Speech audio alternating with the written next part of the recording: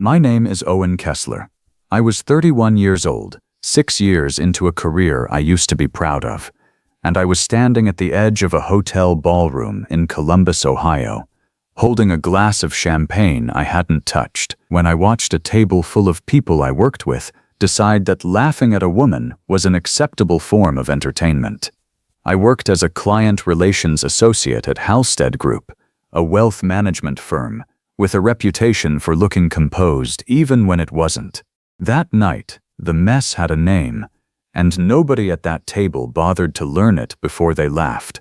The Halstead Group winter reception happened every December in the ballroom of the Ridgeline Hotel, and it existed for one reason: to remind our biggest clients that the people managing their money also knew how to pour a decent wine. I'd worked 5 of these. I knew the choreography. What I hadn't planned for was the empty chair at table 4. Table 4 sat close to the small stage where Diane Castellan, the head of our client relations division, would later speak. It was reserved for the Ashcombe account, our largest client relationship, and one seat had gone empty an hour into dinner when the older woman beside Warren Ashcombe took a phone call outside and was gone for a while.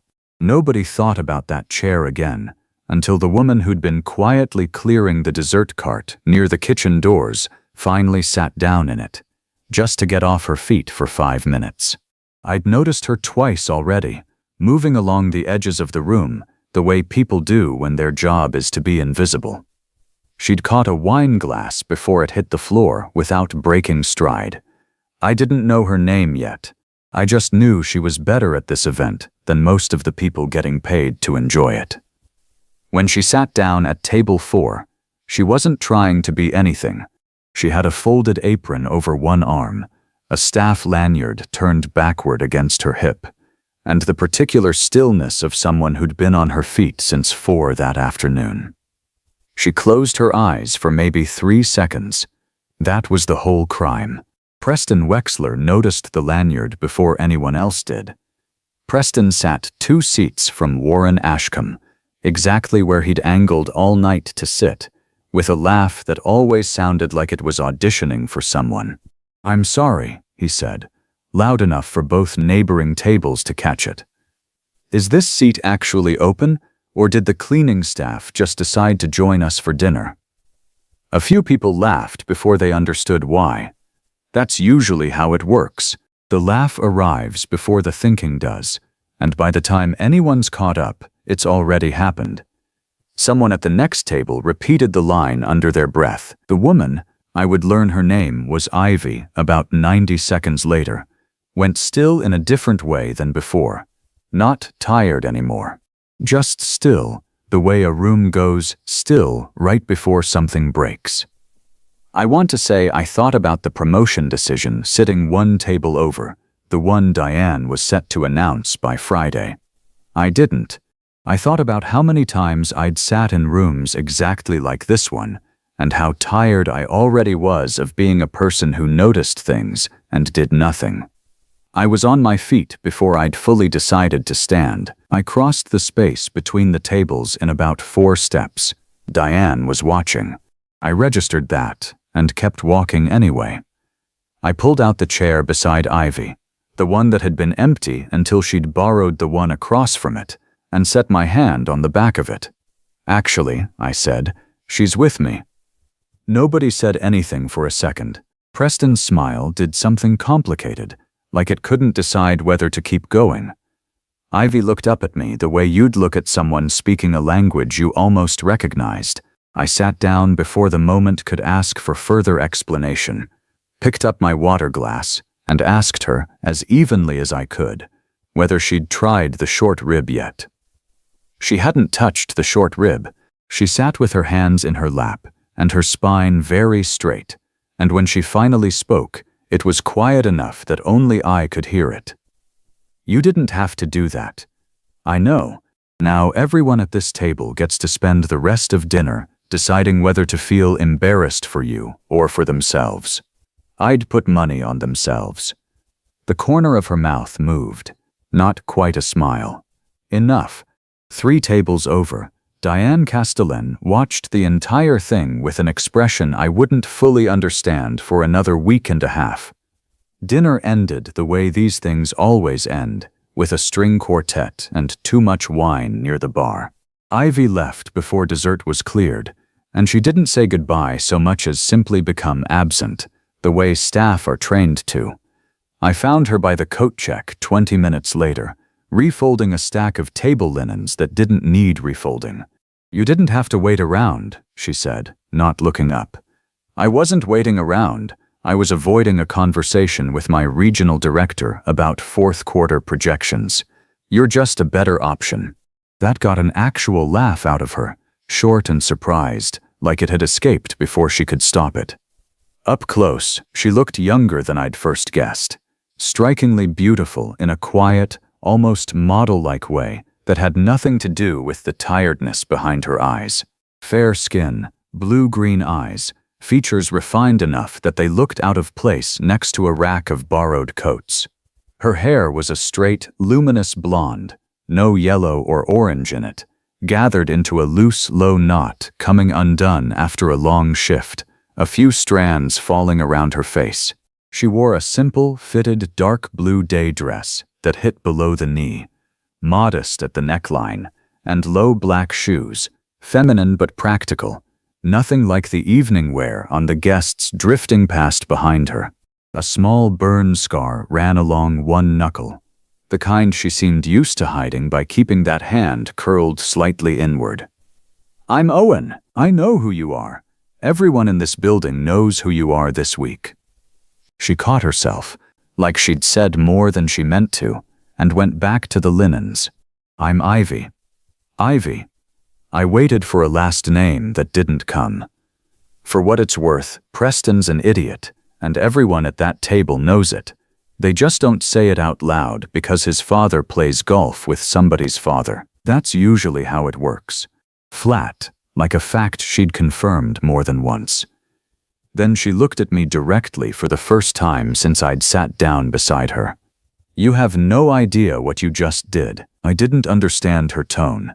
Not gratitude exactly, and not only embarrassment either. It sat somewhere closer to warning. Before I could ask what she meant, a man in a ridgeline polo appeared at the end of the hallway and called her name, and she was gone before I found the right question. I didn't think about her again until Wednesday morning, when I walked into the Halstead office on the 14th floor and found Priya Nasser waiting by my desk with 2 coffees and the specific expression she wore when she had information I wasn't going to enjoy.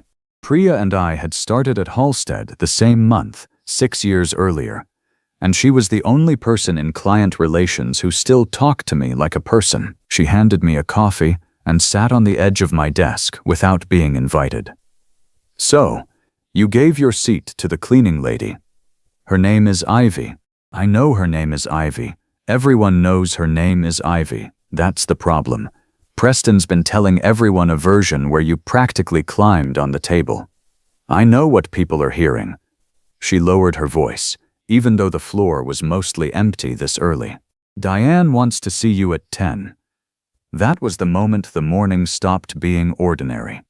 The client relations director position had been open since September, and for months it had come down to 2 names on a short list nobody officially admitted existed, mine and Preston's. Diane was supposed to announce her decision at the quarterly meeting the Friday after next, in front of the whole division, 9 days away. I'd spent 4 years building the kind of quiet, dependable reputation that was supposed to make this an easy call, and I'd spent 1 dinner undoing an unknown amount of it. "It's optics," Priya said, reading my face. "You know how she thinks. It's not that she cares about the cleaning staff. It's that Ashcom's people were sitting right there." Ashcom's people didn't say a word. Preston said the word. Preston's not the one with a 10 a.m. She squeezed my shoulder on her way back to her desk, which from Priya counted as a full embrace. Diane Castellan's office had a floor-to-ceiling window and exactly 1 photograph on the desk of herself shaking hands with a senator nobody had voted for in a decade. She didn't ask me to sit down. Do you know what the Ashcombe account is worth to this firm? I know the number, yes. Then you know why I spent last night fielding a phone call from their office manager asking whether Halstead makes a habit of seating outside contractors at client dinners. She said contractors like it left a taste. I'm not asking you to apologize for having a conscience. I'm asking you to understand that Friday is about who I trust to sit across from people like Warren Ashcombe and read a room correctly. Last night, you didn't read the room. You rearranged it in front of the one client we can't afford to lose. With respect, the room needed rearranging. She looked at me the way you'd look at a report with a formatting error you couldn't quite pinpoint.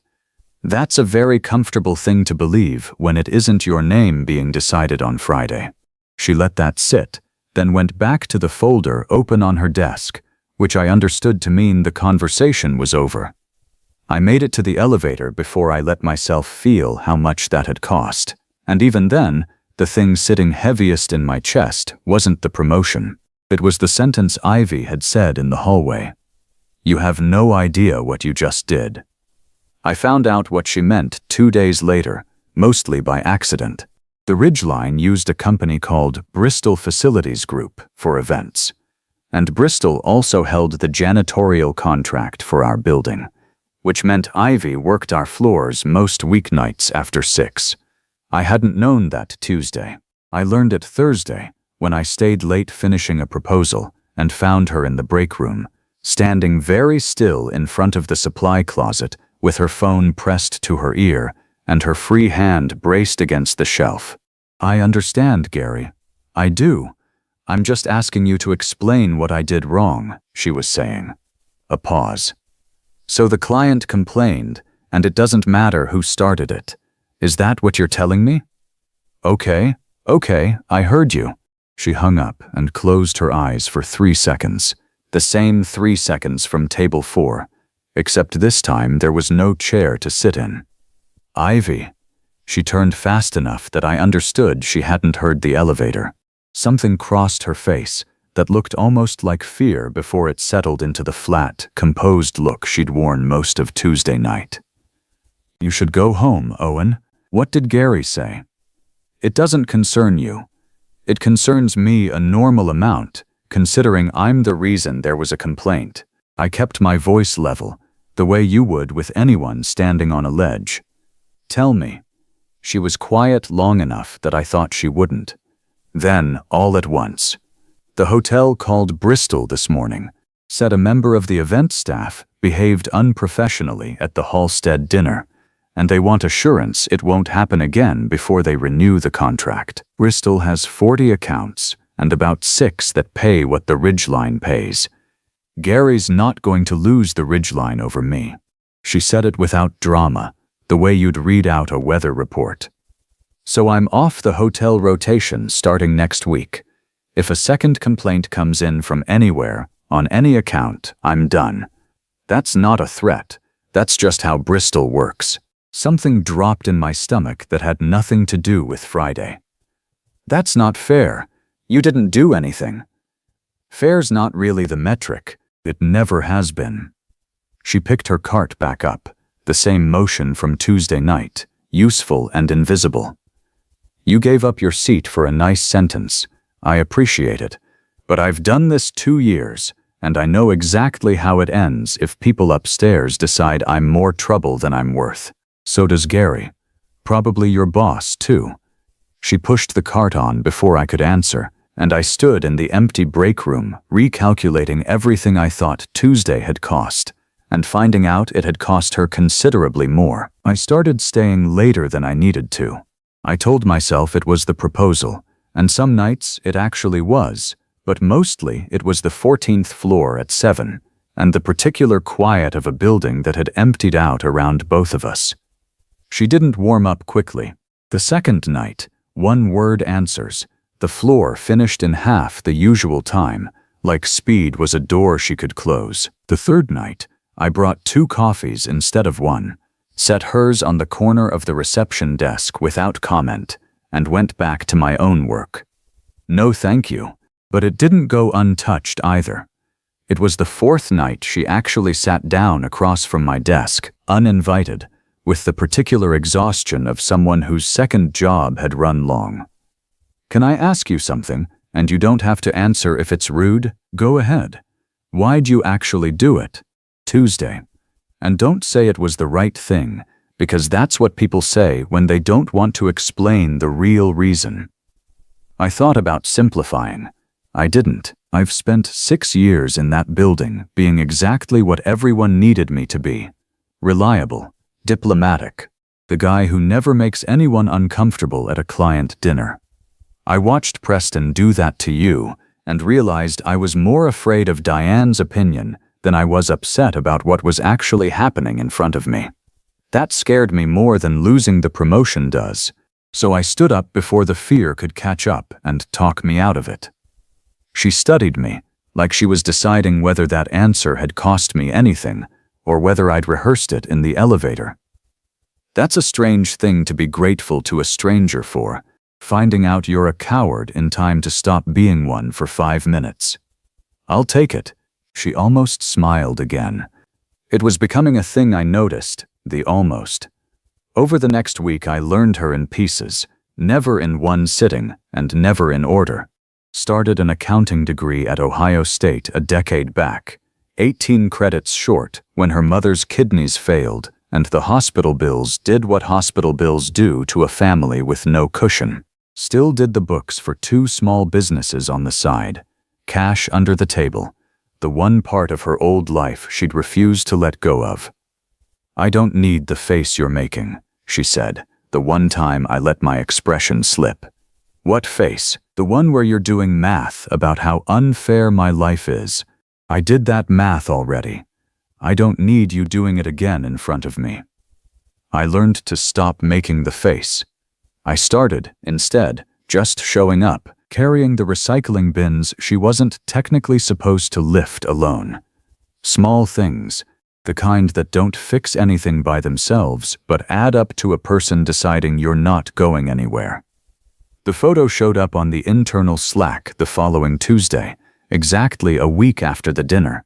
Someone, nobody ever confirmed who, had taken a picture from table 6 that caught me leaning toward Ivy mid-sentence, her hand on the back of my chair, both of us laughing at something already lost to memory. The caption, posted where 400 people could see it, read, "Guess Owens found a new client relations strategy." It was gone in 11 minutes. Someone in HR pulled it fast enough, though people still wouldn't hold eye contact with me in the elevator. Diane's assistant found me by lunch to say Diane wanted 5 minutes, no calendar invite, which was never a good sign. "I'm not going to pretend I don't know what this is about," she said, when I sat down across from her the second time in 6 days.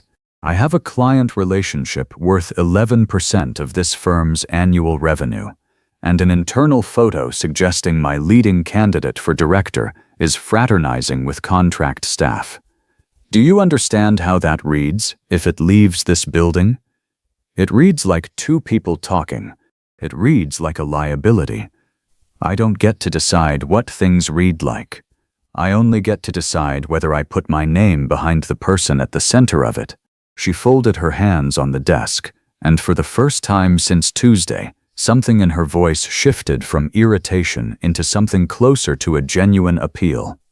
"I've liked you since your 2nd year here. I need you to give me a reason, before Friday, to still be able to say that in front of the partners." I understood that she was handing me an exit. All I had to do was say it had been a misunderstanding, that I barely knew the woman in the photo, that Tuesday had been an impulsive mistake I regretted, 15 seconds maybe, and Friday would have gone exactly the way I'd spent 4 years working toward. I can't do that, not because I'm trying to make a point, because it wouldn't be true, and I think you'd know it the second it came out of my mouth. Diane looked at me for a long moment, and whatever had softened in her face closed back up. "Then I hope it was worth it," she said, and went back to her folder, and I understood the conversation, and possibly the last 4 years were over. I told Ivy about the photo that night, because some instinct told me she deserved to hear it from me before Bristol's grapevine got there first. She took it the way she took most bad news, with a stillness that looked like calm and almost never was. I should tell you something about Tuesday, about why I said what I said in the hallway. You don't have to. I know I don't. I want to. She looked out at the parking lot instead of at me, which I was starting to understand was how she got through the harder sentences. We were sitting on the low wall outside the loading dock, where we'd started eating dinner most nights. I applied for a job at Halstead once, 4 years ago, before Bristol, when I still had 18 credits toward a degree I was going to finish eventually. Junior bookkeeping position, nothing glamorous. I made it to the final round, group interview, in that same ballroom, because they were renovating the offices that month and borrowed the Ridgeline's conference room. What happened? They gave the job to someone with a finished degree, which was fair, honestly. That part I never argued with. She turned the sandwich over in her hands without eating it. But I remember sitting at that table, in that room, thinking, if I just get this, everything gets easier. I didn't get it. 2 years later, I was back in that exact building pushing a cart instead of carrying a laptop bag, and nobody there had any idea. Most days, that was fine. I'd made my peace with it. But Tuesday, sitting in that chair, in that room, for about 4 seconds before Preston opened his mouth, it felt like the version of my life where I'd gotten that job. And then it didn't. If you've ever spent years convincing yourself you'd made peace with a smaller version of your life, you know exactly how strange it feels when the bigger one taps you on the shoulder for 4 seconds and then walks away again without you. I didn't say anything for a moment because I finally understood what she'd meant in the hallway. You have no idea what you just did hadn't been about the danger to my career. It had been about the fact that I'd handed her back, for exactly as long as dinner lasted, a version of the room that didn't automatically make her invisible, and then the whole building had spent a week trying to take it away from both of us. For what it's worth, the version of you that got that job wouldn't have been more real than the one sitting next to me right now.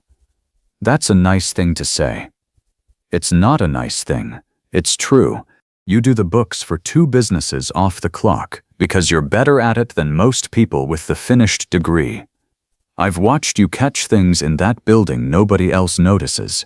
The only difference between you and whoever got that job is 1 semester and 1 bad year, and neither tells anyone what you're actually capable of. She didn't answer right away. When she finally looked at me, her eyes were wet in a way she seemed determined not to acknowledge out loud, and she reached over and took my hand, just once, just for a few seconds, before letting go and picking her sandwich back up like nothing had happened. It was, up to that point, the most either of us had said. Thursday morning, less than 24 hours before Diane's announcement, 2 things happened within an hour of each other, and I only found out about the second one after the first had already knocked the wind out of me.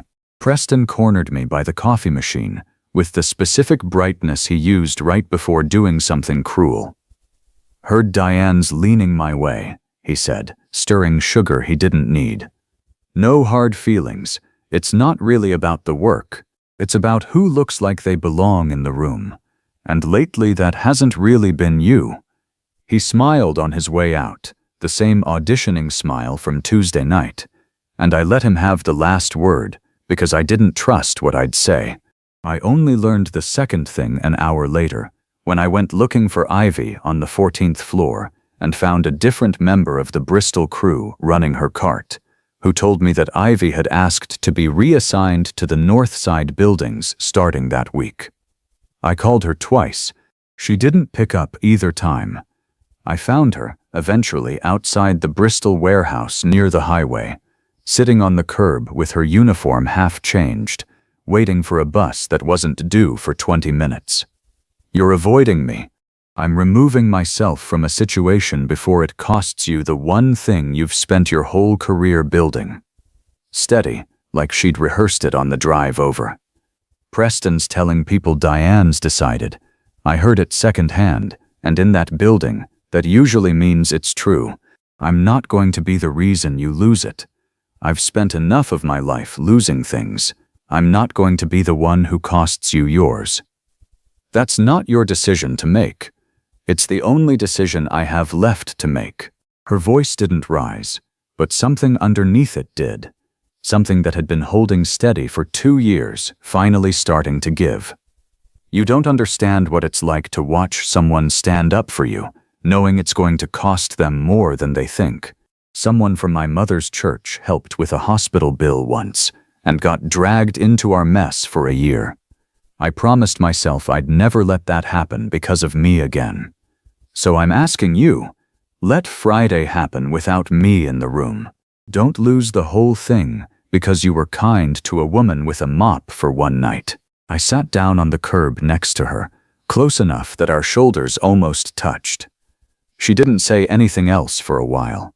I didn't either. We just sat there. A city bus passed without stopping, and somewhere behind us a truck backed up with a slow, patient beeping that felt like the only honest sound in the conversation. I'm not doing this because I feel sorry for you, I said finally. I need you to hear that. I stood up Tuesday because I was done being a person who watches things happen.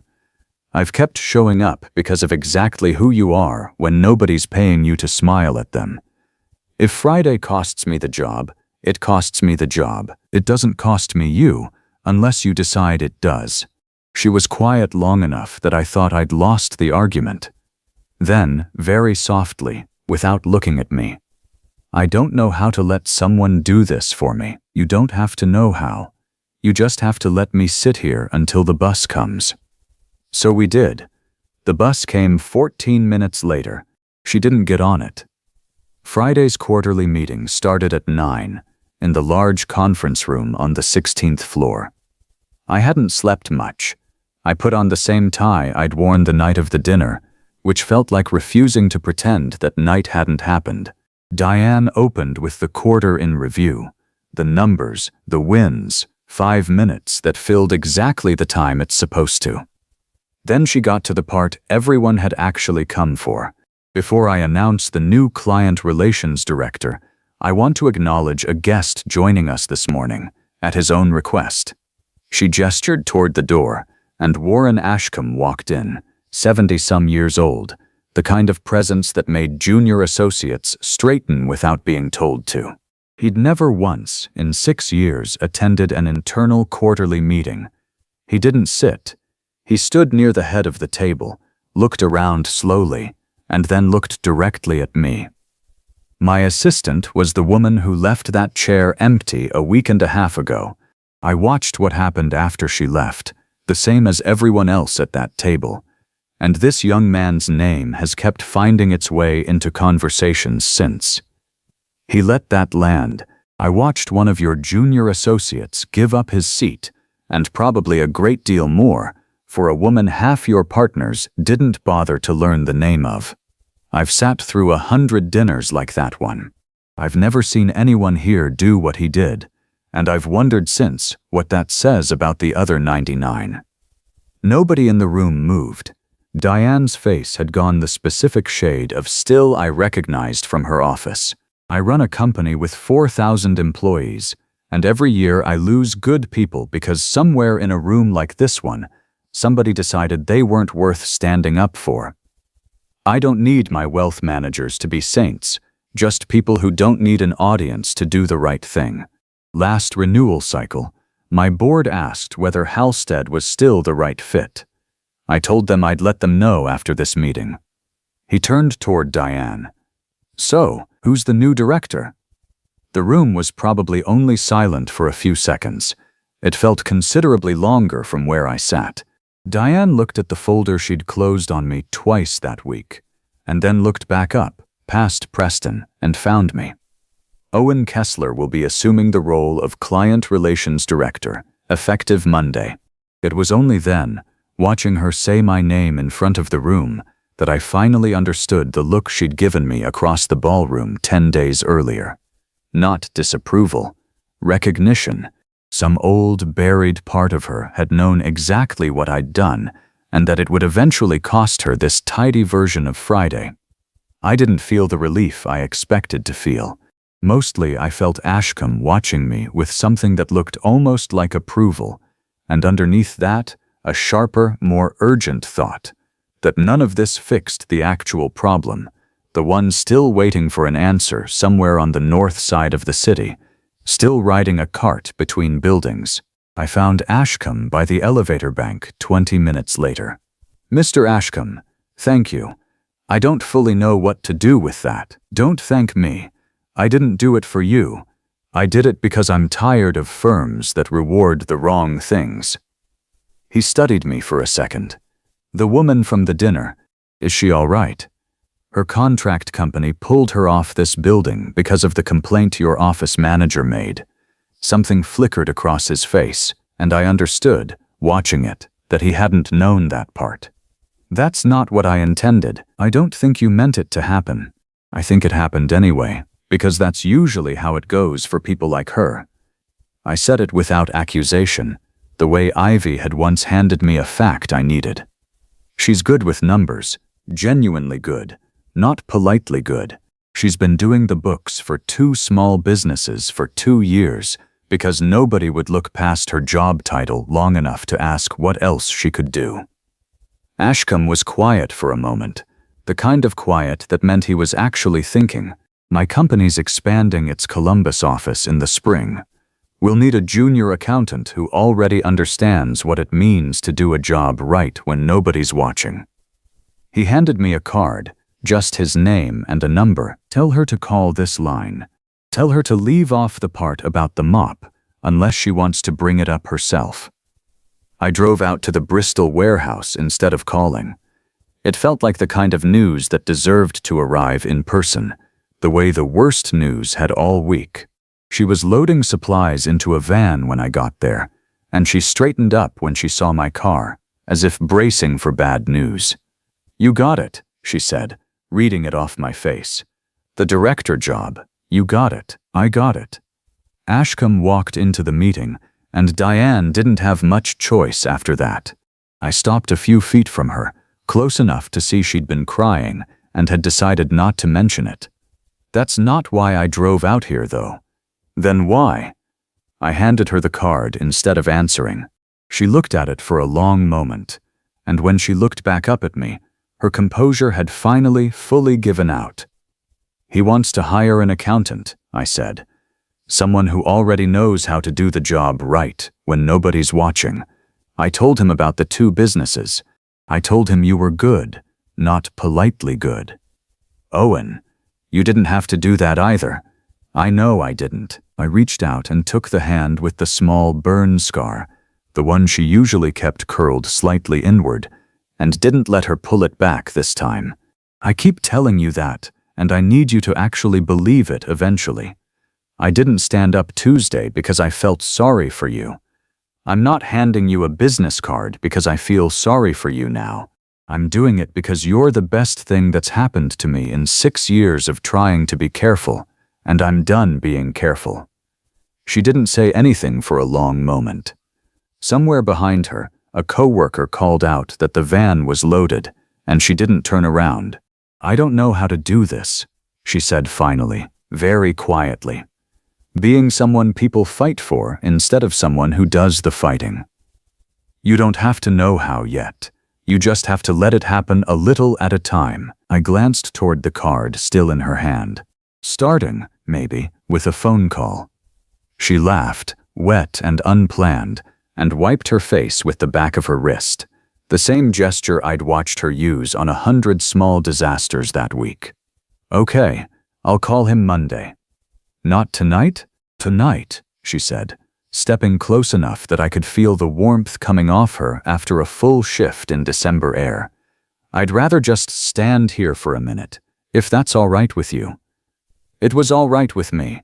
We stood there in the Bristol parking lot for considerably longer than a minute, and for the first time in 10 days, neither of us was waiting for the other shoe to drop. People like to say decency doesn't pay, that the safe choice is always the smart one, and most weeks they're right.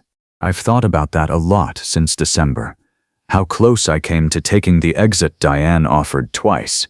And the only reason I didn't, a version of myself I hadn't fully met yet, tired of watching things happen instead of doing something about them.